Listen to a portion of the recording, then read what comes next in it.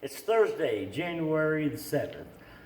Lake level's been on the rise for about a week or so. We've had quite a little bit of rain and a little bit of snow. It's still raining out there now. But the lake level is about 915 3/4, which is about 3/4 of a foot over a winter pool. It's probably come up almost 2 foot. And some of the areas of the lake, I went to go crappie fishing the other day up above Cape Fair, and the water was pretty stained. It seemed like it cleared up right around Cape Fair Marina. Quite a little bit of debris floating around, nothing dangerous, but just a definite change in the water color. And I found the water temperature in that stained off colored water is about 40 to 42 degrees. The further up I went, I even seen some water in the high 30s. Then, further down lake, as I got out of that dirty water, the water temperature is anywhere from 43 to about 49 degrees. The clearer the water, the warmer the temperature seems to be. But there's a little bit of everything going on. The deep bite's still been real consistent, except you got to search around a lot. I mean, if you've been out every day and you're on some fish, you can usually kind of go back to the same areas and find them fish.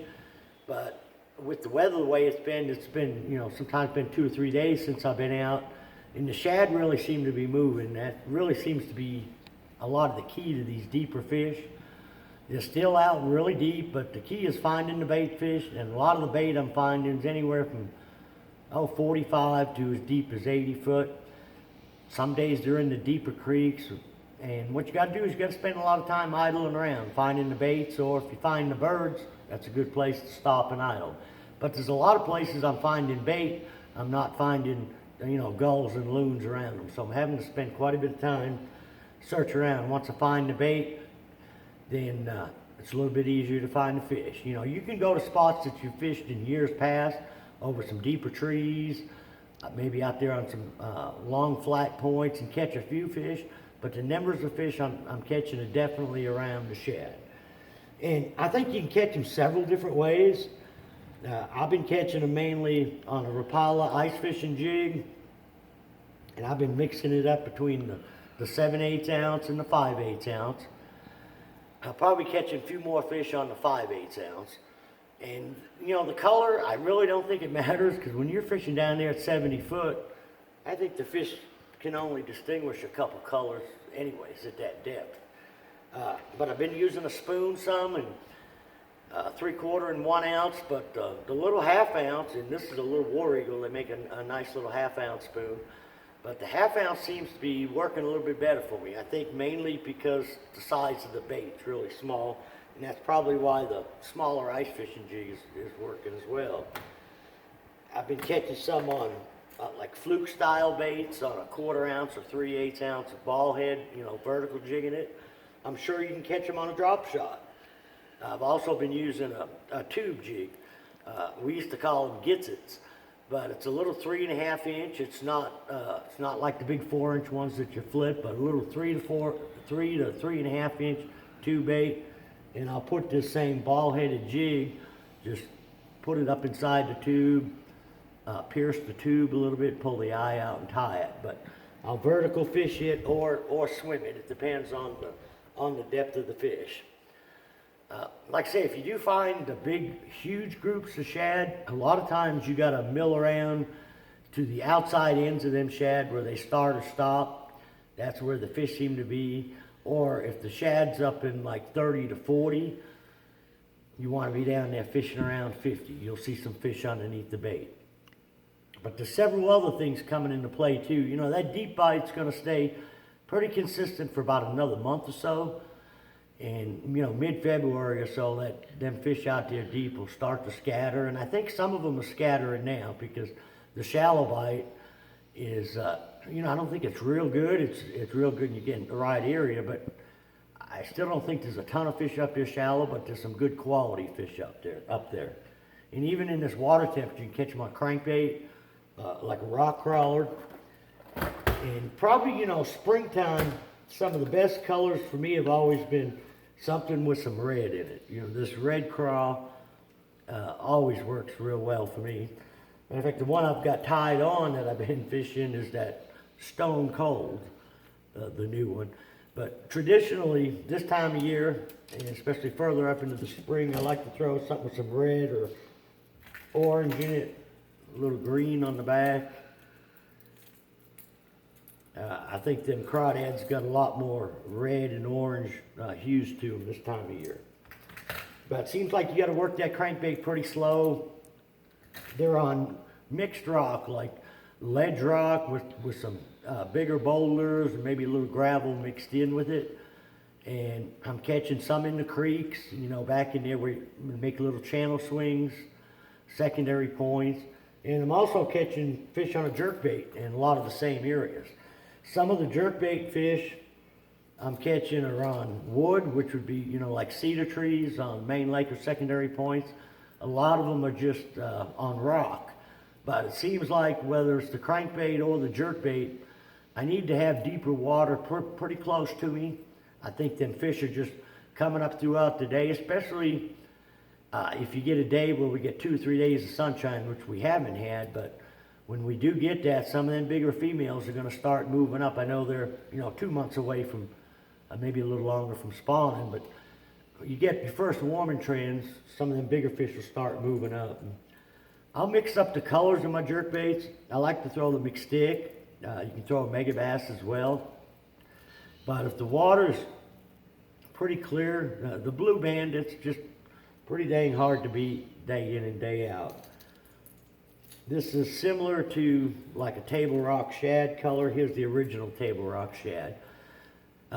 What's kind of strange, as loud of a color as this is, it'll work good in extremely clear water too. But I tend to throw it a little bit more in stained water or a cloudy day, and same with the Norman flake. I like it on a little bit of off-colored water or a cloudy day. And if you notice, I usually put, you can probably see it a little bit, but I'll take a chartreuse marker, put a little chartreuse down the side of that Norman flake. But I like to make sure, you know, this time of year, if you're sitting in the garage thinking about fishing, this is the time of year I like to go through all my baits, make sure the hooks are good on them. I may have put some up last year or from the jerkbait season with some damaged hooks or bent hooks, so I like to make sure, you know, all that's good and ready to go. Another thing that's coming into play is the Alabama rig, and this is going to do nothing but get better and better. You know, there's a lot of shad. There's that water, like I said, I'm seeing some water down in the 39, 40 degrees. Haven't seen any dying shad yet, but that's something that we're going to see. We haven't had a real good shad kill in the last 2 or 3 years. It hasn't really got cold enough. I think a shad kill is good for the lake. If the temperatures will get down cold enough, a lot of the shad, the bigger gizzard shad, will die off, and some of the weak shad, I think it's just Mother Nature's way of balancing things out. But if we get a real extreme shad kill, it can be tough. The bite can be tough around all the dying shad. If there's a few dying shad, it usually works out good. But like I say, with some of them bigger fish starting to move up out of the deeper water, the Alabama rig, I'm throwing it in the same place I'm throwing a jerkbait and a crankbait. And also I've been out there on some of the bluff ends, out over them deep trees. You know, in the A-rig, I may fish it sometimes 30 to 45 feet deep. And with the live scope, it's so much easier to fish down there that deep and keep it out of the trees. You can keep it up over the tops of the trees and around them. And I usually just kind of mix up my baits. I usually like to dip the tails with a little bit of chartreuse, give the fish, the ones with the hooks, a little chartreuse, give them something to key on. My dummy baits, I usually use a little bit smaller baits, but normally as long as it's, you know, shad colored baits, if the water's dirty, I'll throw maybe all white. And you know, one thing, I was talking about that live scope, one thing that's kind of amazes me is a lot of times we think because this water temperature is so cold that we got to fish really slow. And you know, traditionally we'll let that jerkbait set 5 to 8 seconds. Right now I'm not having to let it set real long, just a couple seconds in between pauses. But the other day I was out fishing, the water was real clear, and I was just kind of watching my jerkbait, and I was about 10 feet or so away from a cedar tree.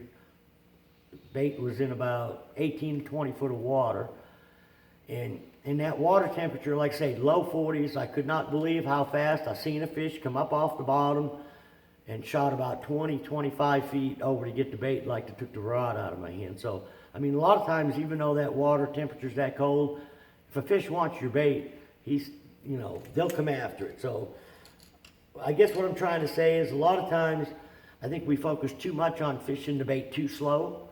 The guy might try to do is speed it up. You'll get a lot more of them reaction bites of the fish that are active down there. But there's no doubt in my mind at that water temperature, if a fish wants it, I got to see it firsthand on the live scope, but how far they'll come into clear water and how fast, 42-degree water. It was pretty impressive. Excuse me. So I think there's a boat show going on this weekend at the fairgrounds in Springfield. So, if a person's got nothing to do, it'd be a good time to go out and check out a lot of the new boats and the tackle. But for the most part, fishing's just going to keep getting better and better. Like I say, the deep bites still really good, but you still got to work at them to find them. Once you find them, you can really load up in a hurry. And there's been a lot of really good quality fish out there deep, and they've been mixed. A lot of times they're primarily Kentuckies, but I seem to be catching more largemouth than smallmouth out of some of them deeper trees, and out of that 60 to 80 foot of water. Seems to me like the Kentuckies are up there, that 35 to 50 foot. They seem to be a lot higher. So till next week, good luck, good fishing.